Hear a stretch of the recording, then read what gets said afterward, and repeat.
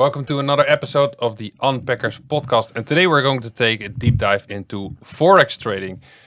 And yes, Jip, we found another mentor for that. The very own Justin DXY.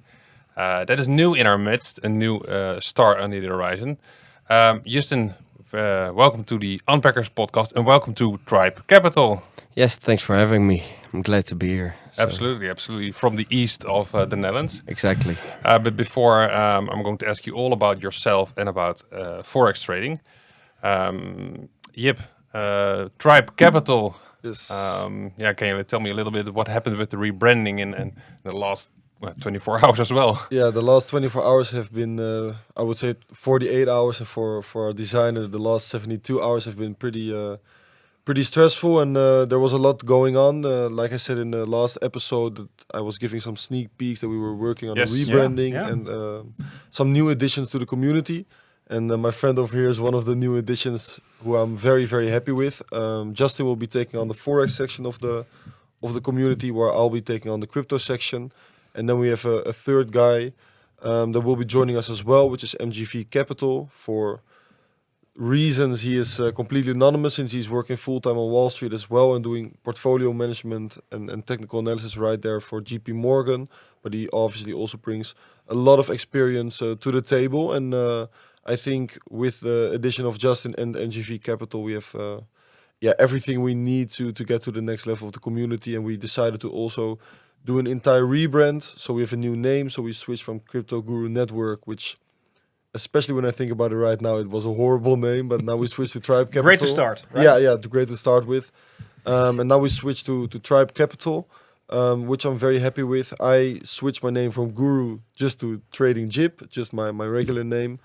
In the Netherlands we say Jip, but English people used to always call me Jip, so I'm just gonna use Jip from now on.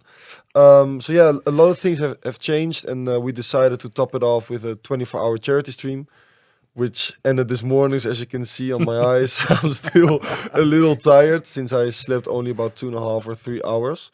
But still very excited for today's episode. So a lot has been going on. We raised $3,100 for charity, which is amazing as well. And just excited for the episode, but also excited for the next few weeks, months, and maybe even years with my friend over here. Great. Yeah, man.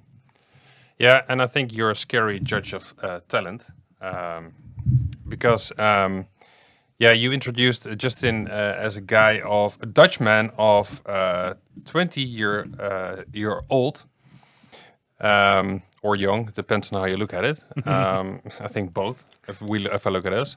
Young fools. But the man talks about Forex like Rembrandt is talking. Is he's painting. Is that in his comfort zone? I would almost say. So yeah, let's take our listener a little bit on a journey of who you are. When did the crypto or Forex trading journey start for you? Well, I dropped out of school when I was 16, 17-ish. At the time, my dad had a painting company, and I decided to just go with that, start painting for him. And then eventually I set up my own company as well, so he would just hire me. And then from there, I was always just trading on the side due to a mate that referred me. So when he referred me, I was like, yeah, it sounds interesting. Just look at charts. Bit like gaming, actually, since I used to game a lot as well. What kind of games? Fortnite mainly. Okay. On a pretty decent level, which used to be my job before I was a painter. That's actually crazy. I didn't know. A Fortnite job. Yeah, I went to tournaments in Sweden and stuff. to Really? play Really? Fortnite. Oh, I Yeah. didn't know, man. Yeah. That's crazy. You're a pro. Pro gamer. I wouldn't say pro, I'd say semi-pro, like tier 2. Great stuff. But yeah, made some money off that. And then Yeah. actually a previous teammate of mine that I used to play tournaments with, he referred me to trading. At the time it was crypto. He started his own little Discord server. I joined that at the time, and then from there it's just been an addiction to some degree, I'd say. And But you were 15, 16 when this all started. yeah, it should be 2021, 2020-ish. Yeah, so 16.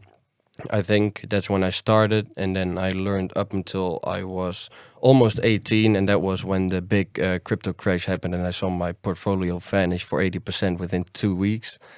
And then I contacted my mom that I needed the money that my parents saved up for me to go all in. Then I went all in. She did not give you that money. She did. Yeah, She did? yeah. My parents always Why? had trust Why? in me with everything I did, and I think it's also due to the fact that I've always lived up to the things I said I was gonna do. Just with gaming, I was like, yeah, I'm gonna make this happen to some degree, since it wasn't a lot of money, but at the time when I was like 14, 15, it was a lot of money. Because then you're talking World Cup weeks was like 10 weeks, and then you made a couple grand, and at 15 or 14, that's a that's lot of money. insane. Yeah. So then they were like, okay, let's just let him do his thing, and we are sure he'll pull it off. And that's basically how they always went with everything. So they gave me the money, they discussed it for a bit, and I was like, yeah, we need to hurry up. Price is already up 50%. And then and then they were like, okay, here you have it. Got the money, went all in, and then made a decent buck. I exited crypto. I had a pretty good exit as well, around 67K is when I sold it all. I was in a call together with a mate of mine, and we were discussing some of the names that certain shitcoins had, and we were like, this is too stupid to keep on going, basically. So that's the reason we sold it all, and we were like, well, it's a fair bit of money. So we sold it, and from there it's been downhill until the bear market, and that whole period of time I used to learn Forex, since in my head Forex was more sustainable to make a living out of. Whoa, you're going very fast. Okay, so Apologies. No. This is all good. So you are 16 years old. You were lucky. Well, not lucky enough, because you were talking about the shitcoins. You Catch the top. sorry. You caught a top on Bitcoin. Exactly. Yeah. Bit of luck involved, but How much, let's say, money did you get out of that roughly ballpark? I think that was about slightly 5 figures. I'd say like 10, 12K ish. And with that, you thought, okay, this ride was too wild. Let's, did you put the money back into your savings account from your parents or not? No. Phenomenal. You took them for dinner. Sorry? You took them for dinner, Not right? even, actually. No? No. Wow.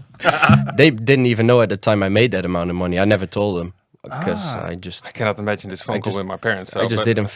I don't know. I didn't feel like it really, and I was really in the mindset of this money is going back into learning. So if I tell them now that I made this amount of money, they will think that it's that amount of money and there's no downside anymore.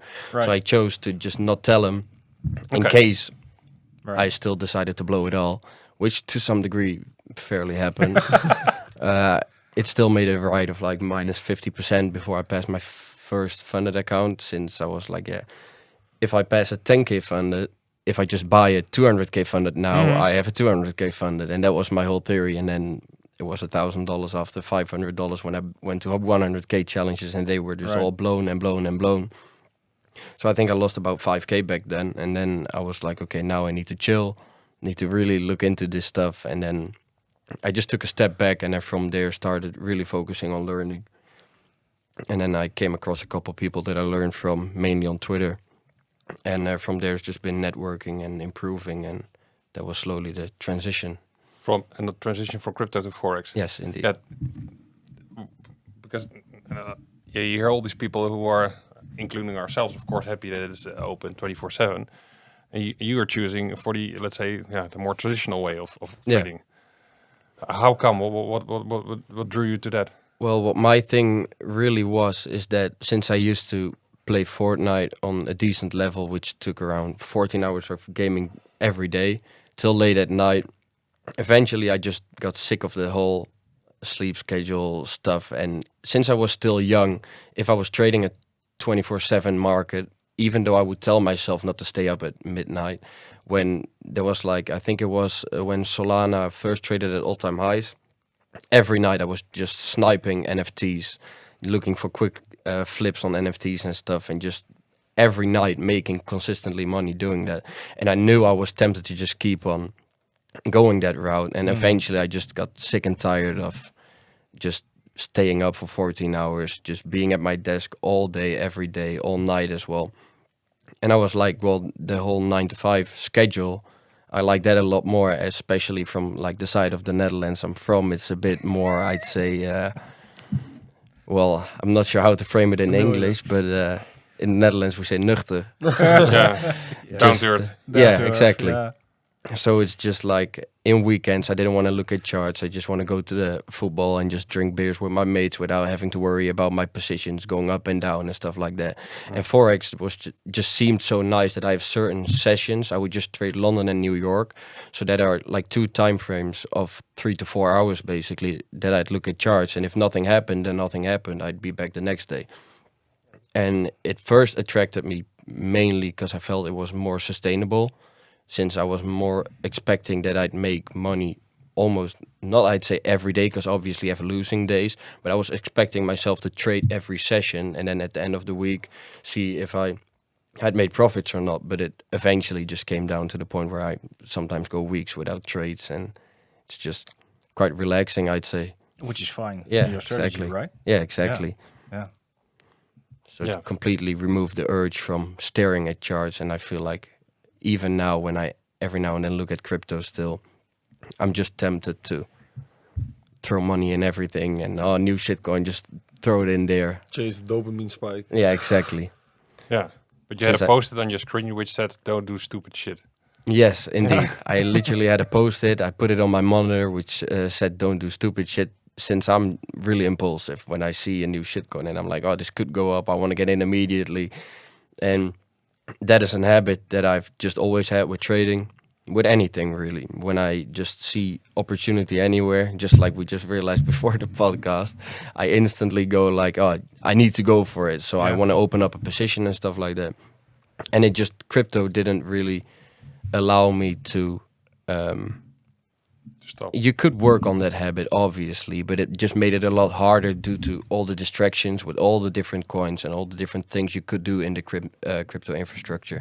So with Forex, it's just really relaxing. It's just peaceful. There's one chart you look at, and then it was easier for me to control myself. And the "don't do stupid" sticky note on my monitor was really just a reminder of not doing stupid shit.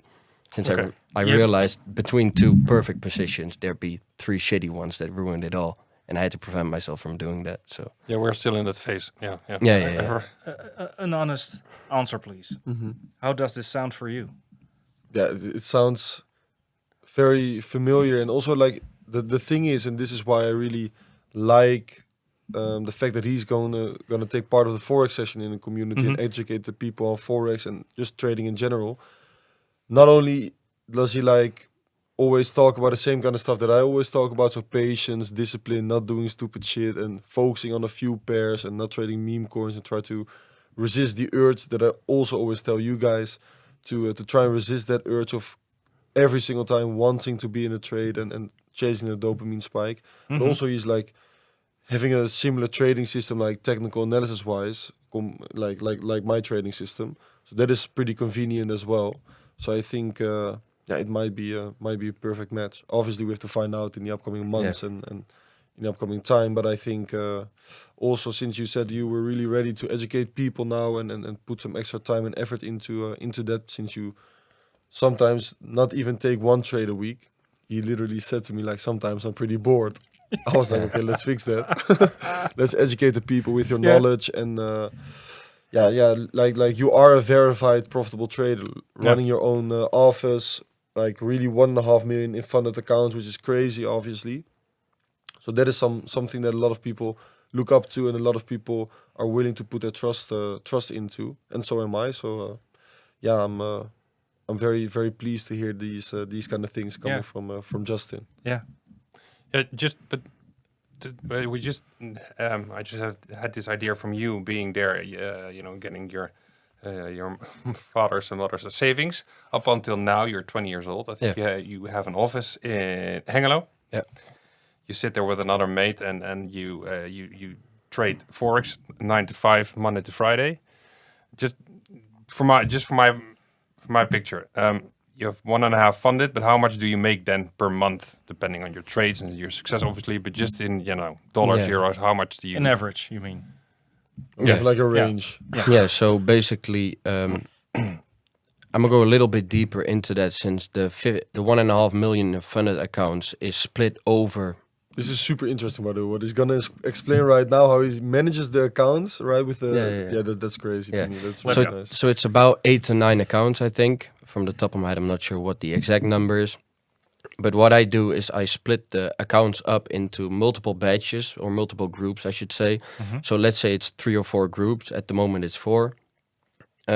What I do is, let's say we start from 0. Every account is break even, everything's flat. I start with group 1, which is 2 accounts. Then every time I take a loss, I add another group to the current group with a copy trader. So what happens is on account 1 and 2, let's say I go minus 1%. I even might do 2 trades every now and then, so I go minus 2%. Then on the second group, which is another 2 accounts, I link it to them. If then the trade or the third trade is a winner, then on account 3 and 4, I have a payout pending, and account 1 and 2 is break even again, and then I continue with just solely that group.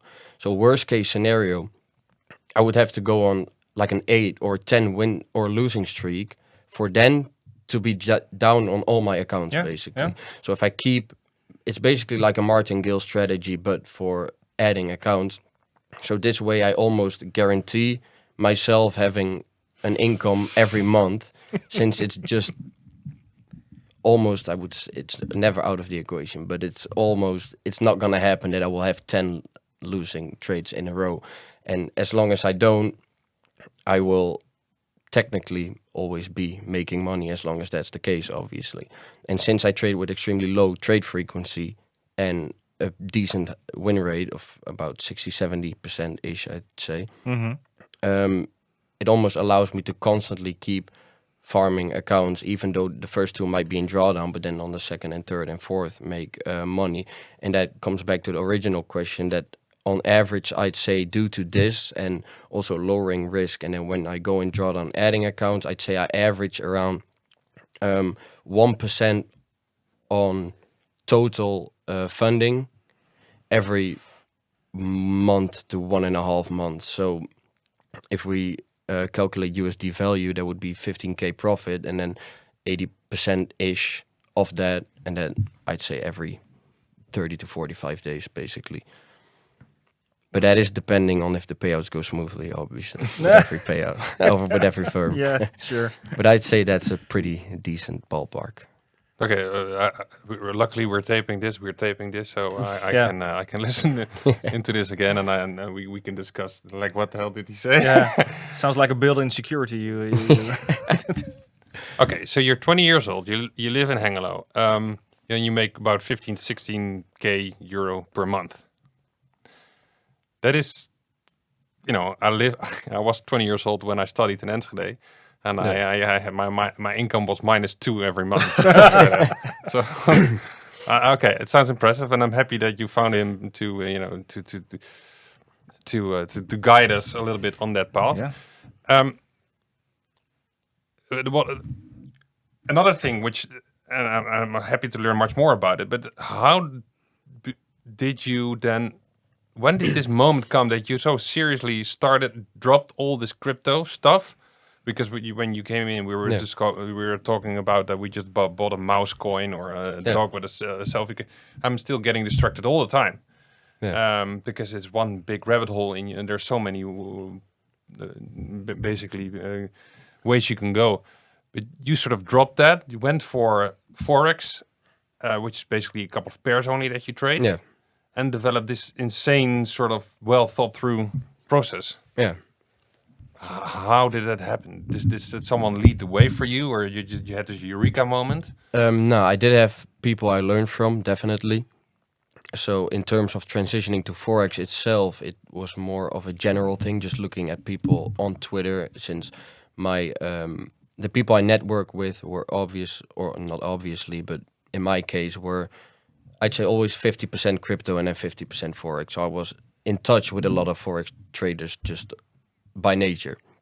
And then through them, I kind of dabbled into Forex as well, since they always were like, obviously the crypto people say, you should come to crypto, and the Forex people say, you should come to Forex. But I was like, let me just give Forex a try. And then I found one guy, Rips, on Twitter, great guy, and he kind of took me under his wing. He's also been trading for, might be wrong, but I'd say 7-8 years full time Forex now. something like maybe 6. But yeah, I've just completely started copying him. Basically, at the start of my Forex journey, I was just a copy trader solely of him, but not necessarily just to get his results, but more since he was my mentor, I wanted to become like him. Study-wise. And then copy trading helped me in the way to see how he managed his trades and which trades he took. So eventually my eyes basically became his eyes as well. And then I got to the point where I was like, oh yeah, you'll probably like this setup. And I sent him the setup in DM. He said, yeah, that's perfect. And he'd alerted in his Discord. And then we just slowly transitioned into discussing trade ideas rather than me just copying him. And then obviously developing my own edge. And then you go from there. And then eventually you don't need it anymore. And you develop your own stuff. But that is really how I started becoming profitable, basically, and what the transition was. And when I saw the consistency that he had, since that was kind of my eye-opening moment, I just went back in his Discord and I saw the consistency that he had. And then obviously did the maths, what that would be in funded accounts. And then I was like, yeah, I have no interest in crypto anymore. I just want to achieve this guy's results. And then from there, I should be good to go. And that's exactly how it went. Yeah. Yeah, you were 18, 19 when you were doing this. Yeah. A question to you both, guys. I mean, my niece is 18 as well. She's going to study law in Leiden, which is a pretty normal path, I think, in the Netherlands. You go to study. And here I'm talking to a 20 and 22 years old, I think 23. you're. 23, old man. and you guys don't study, let's say, in a normal, let's say, university, whatever. And okay, this should lead to a question. Why not? Like for me personally, like I really like my freedom, and I really like I really cannot imagine working for a boss, especially also like you were talking about 9 to 5 and liking it.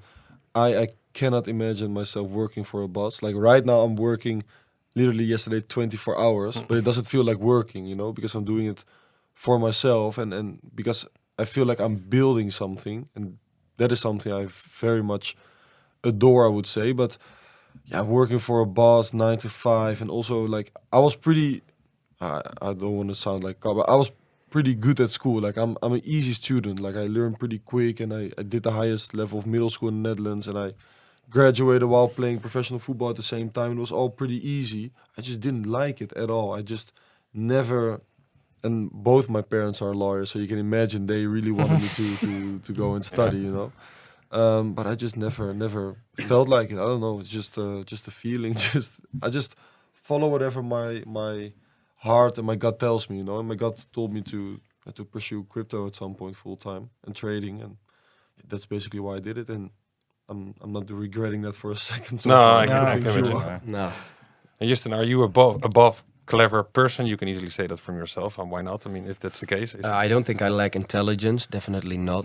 School was quite easy for me, but I just simply didn't give a shit. I hated school. I never opened a book in my whole school career, I guess. Yeah. Not so much a career, but Yeah, so very short career. Very short yeah, one. I was quickly done with that. And then especially just looking up to my dad, he bought the company that he currently has from his previous boss.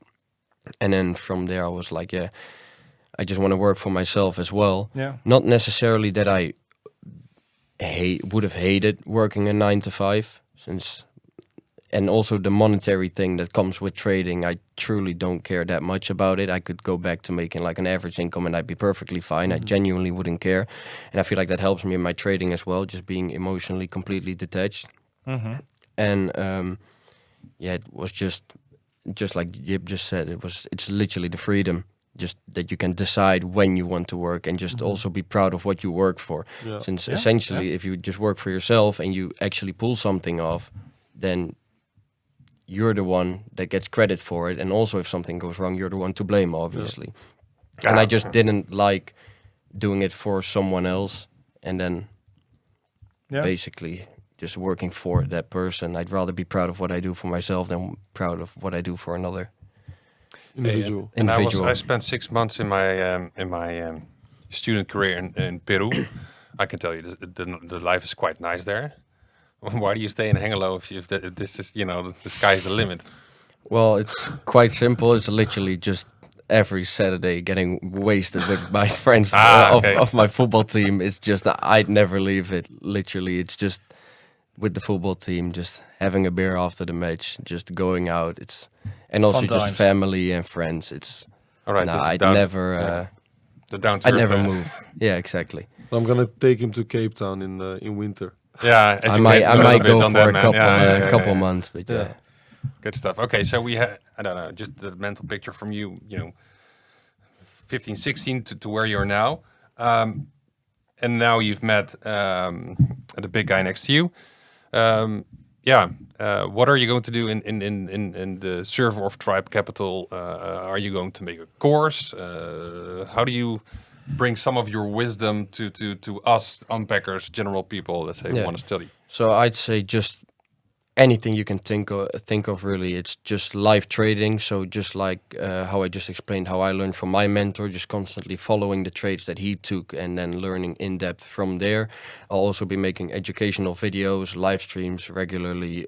Obviously a course. I'm gonna start to work on that as well. From what I wanted to do is make like different level courses. So that's like beginner, intermediate, and advanced, just so people don't get caught up in the same info that some may or may not need anymore. So that's what I definitely want to split up and then just release them in order, obviously. And besides that, it's just active chatting and DMs always open, obviously. So just helping wherever I can, really. Were you already a public? You were not a doxed figure before, let's say, yesterday, right?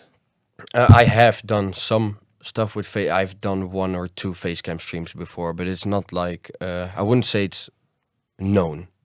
Some people know, and some of my followers have seen it, but I've done a stream once which got like 60 viewers, so that's like 60 people that knew. And then I did one snippet of a video that I never continued on Twitter, which I like that one actually. which got some decent views. But besides that, no. So this will be the turning point for that, definitely, to attaching personal brands. Yeah. So for let's say for us, it's a great addition to the group that we got someone with your skills and experience. But and for you, it's more stepping into the spotlight, if you will. Yeah, exactly. Get rid of that boredom. Yeah. Damn, again, 15K per month. Sounds boring, right? I don't know. It's just for you guys. It may be normal, and you speak this whole language of this slang, like "not gonna lie" in real life. All these, everyone is a legend. I overused that. Yeah, I overuse it. But then I get, I not go gonna lie, home man. and I say to my wife, this is this 20-year-old guy, and he's a little bit bored because he earns 15K per month, and what are you gonna do again? Not gonna lie. Whatever. Okay, I need to pick up my kids, and then I need to work from my 9 to 5. Yeah. It's just bizarre. Yeah. But obviously, we all want, including ourselves, we want to get to that step where we achieve that. But I get distracted too much, or I think I just need more of the time. Maybe I'm not clever enough, or not. I don't know, not consistent enough. So we'll get there. In terms of forex trading, it's 2 pairs you trade. How does it go? You walk to the office Monday morning. You get a coffee until Friday. How does your week look like?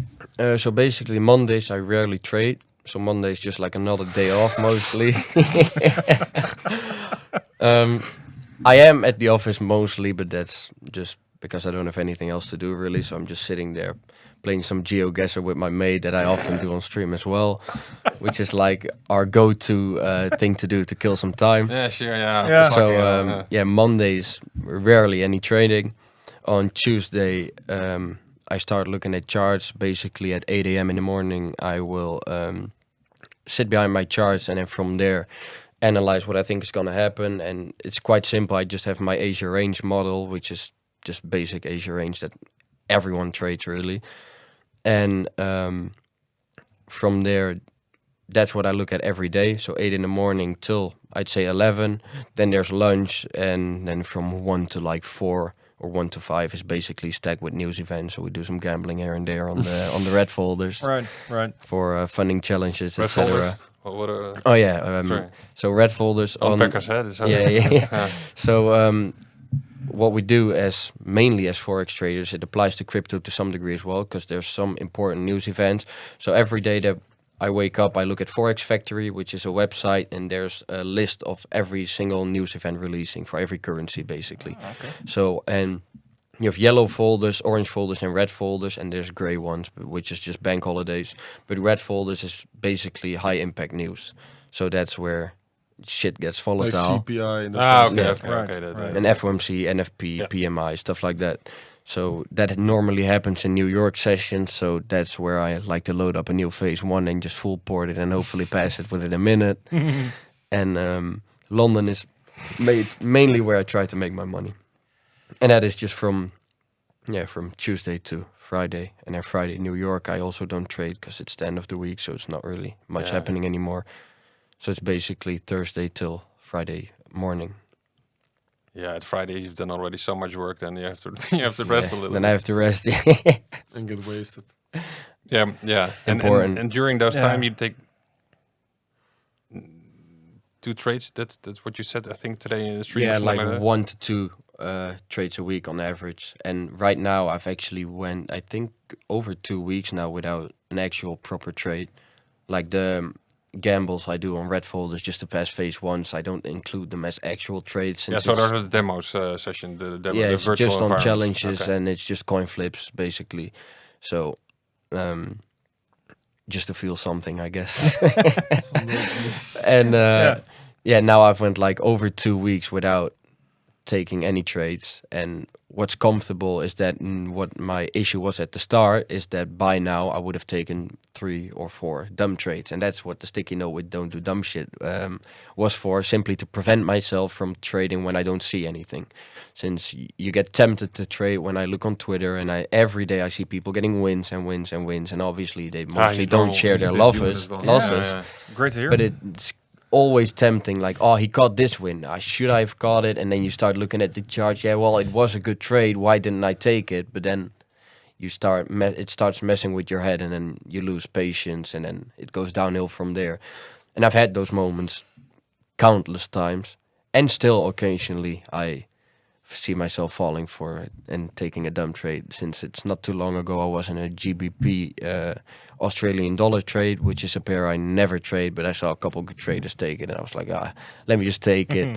And then the problem with taking a trade that you yourself didn't find out really is that you get more anxious when it goes against you. Let's say I have a trade setup that I found myself, which I'm confident in.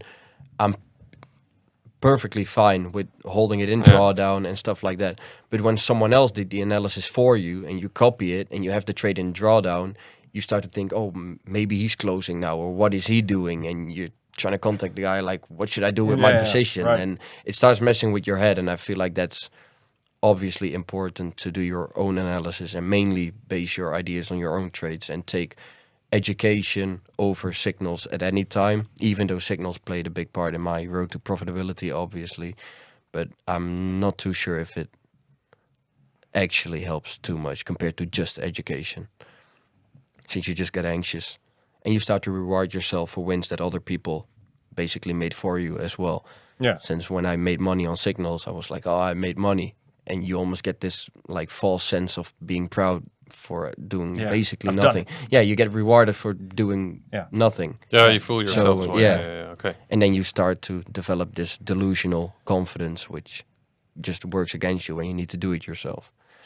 Good stuff. Because there's so much more I think that I want to ask you and learn from you. But that's why you joined Tribe Capital. So I'm sure that we'll learn much more from you in the coming weeks. But just I don't know, to finish off with let's say your top 3 advice for us. We're still studying the whole crypto trading game. And yes, we deviate a lot from that, but we say to ourselves, we need to invest into Solana shitcoins for content for the podcast. So I allow myself a little bit of that. But if let's say next to the serious game that Jip is teaching us of TA on a Bitcoin or a high traffic altcoins, and we want to do a bit of Forex next to it, what is your top 3 advice to start with that? So basically, something I highly praise is being emotionally detached. So with anything, just goes for trading any markets. So what I really did is anything that made me feel any kind of way, if it's positive or negative, doesn't matter. I immediately cut it out. So let's say I'd risk 1%, or let's take USD value. Let's say I'd risk $1,000, and when I was up, I would get excited. Or when I was down, I would be anxious. Then that's a sign for me personally that I need to lower risk, because trading should be peaceful at all times. And it's really the moment that I realized that trading had a negative toll on my mental health to some degree. Not never too worrying, but just getting annoyed and stuff like that. That's when I realized that anything that made me feel any type of way just needs to be cut out immediately. Something in trading in general, which is highly part of my trading philosophy as well, is evolving R. So let's say I take a 10-hour trade and I'm up 8R. At that point, I should either take size off, I should have done way before, or trim stop loss, since at that point you're risking 8R to gain a potential 2. So that is something I try to keep even as well. That's why my trades are always 1 to 7 to 2RR basically, since it just doesn't make sense to me. Since people also, when they put stops break even, you get this sense of you're risk free.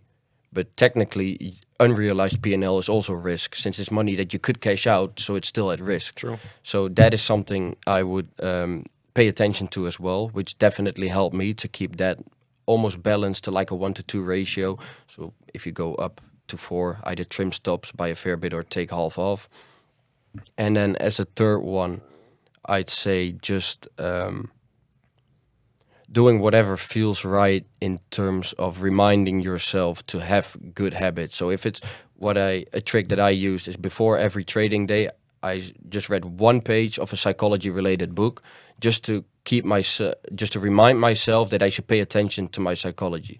Since if I just woke up, hop behind the charts and started trading, I'd forget about it basically. And even if it's just a sentence of a psychology book, just the fact that I picked up that book reminded me, okay, trading psychology, and that just made trading way more peaceful for me. And those kind of little tricks outside of trading, I think, help a lot more than looking directly in the charts. And I think philosophies and just stuff like that, which I've studied a fair bit, actually helped me a lot with my trading rather than just technical analysis. So that is definitely something I'd look into personally. Yeah, we got ourselves a little gem over here, boys. Yeah, like I said, scary judge of talent you are. Yeah. I've got nothing to add more rather than I look forward to this next chapter in the Tribe Capital and in our journey as well. And great for having you on board and up to more gains together, guys. Thank you very much. Exactly. Thanks. Thank you. Thanks. Hi, guys. Are you using Bright Funded and are you struggling to take partial profits on your positions? That is correct, because their system doesn't allow it yet. But let me fill you in on a very easy and small hack that we're using. Basically, on this near position, you can see it.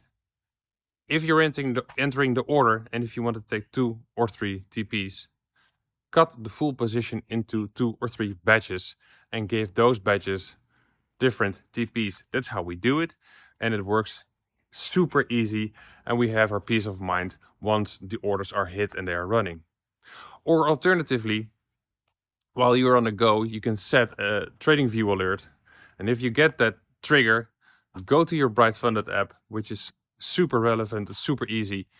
Just go there and modify or close your position accordingly on your app while on the go.